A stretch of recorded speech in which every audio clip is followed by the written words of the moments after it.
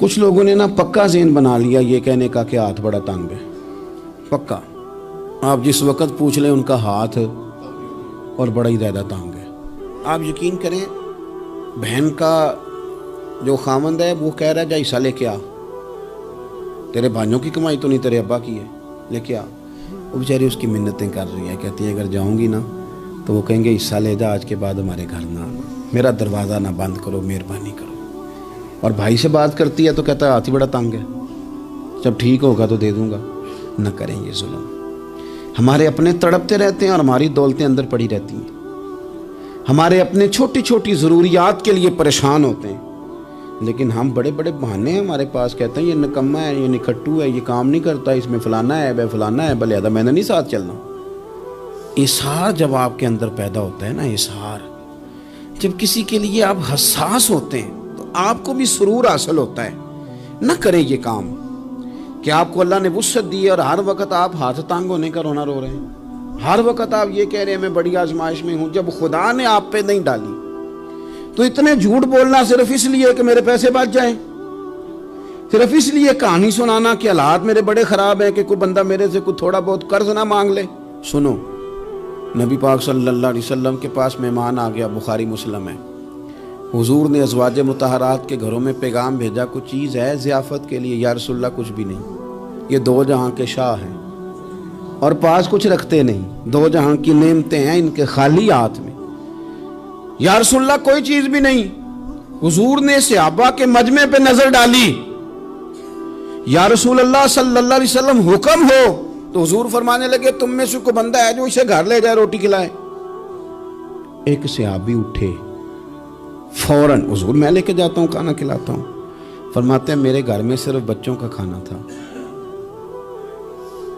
یہ نہیں کہ فریزر بھرا ہوا ہے نعمتوں سے، صرف بچوں کا کھانا، یہ نہیں کہ کسی کو دیکھ کے اپنی ہنڈیا پہ برتن دے لیا، صرف بچوں کا کھانا۔ کہتے ہیں گھر گیا، بیوی سے کہا کیا کیفیت ہے؟ کہنے لگی بچوں کی روٹی ہے۔ میں نے کہا بچے سلا دے،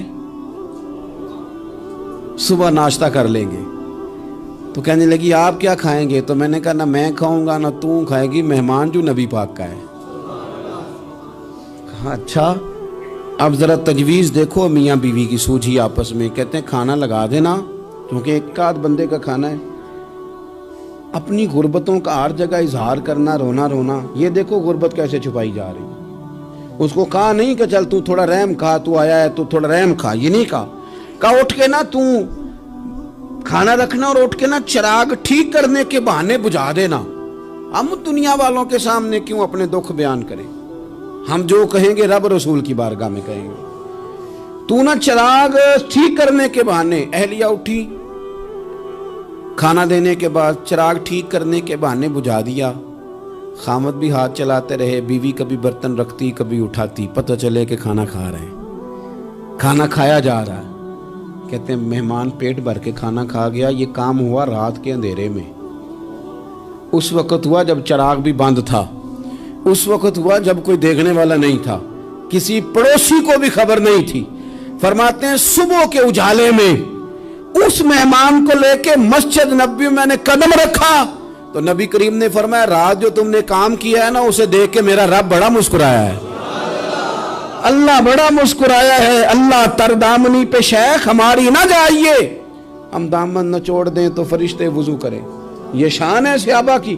نبی کریم علیہ السلام نے فرمایا رب رات مسکرایا تیرا یہ انداز دیکھ کے، اور اس نے قرآن نازل کیا وَيُبْصِرُونَ عَلَىٰ أَنفُسِهِمْ وَلَوْ كَانَ بِهِمْ خَصَاصَةٌ۔ کچھ لوگ وہ ہیں جنہیں بڑی بھی ضرورت ہو تو دوسروں پر احسار کر دیتے ہیں، قربانی دے دیتے ہیں۔ رب مسکرایا ہے، اندر پیسے رکھے ہوئے ہیں، اندر پیسے رکھے ہوئے ہیں، اور بہن آ کے منت کر رہی ہے کہ بھائی حالات بڑے خراب ہیں، تھوڑی سی مہربانی کر۔ تو کہتے ہیں بہن پردہ ہی ہے بس، کیسے بتاؤں تجھے حالات، تجھے کیا بتاؤں، کام کتنی مشکل سے چلتا ہے، یہ پردہ یہ بس۔